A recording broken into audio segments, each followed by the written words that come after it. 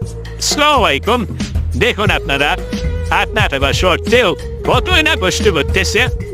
দেখুন কিভাবে বোঝা পিঠে নিচ্ছে, কতই না কষ্ট করতেছে। এ, এ, তারপরে আবার দেখুন কিভাবে হাত না থাকা সত্ত্বেও বসে দাম লাগাচ্ছে। বাস্তবতা অনেক কঠিন। কিভাবে দেখুন মুখ দিয়ে কিভাবে গাছ কাটতেছে।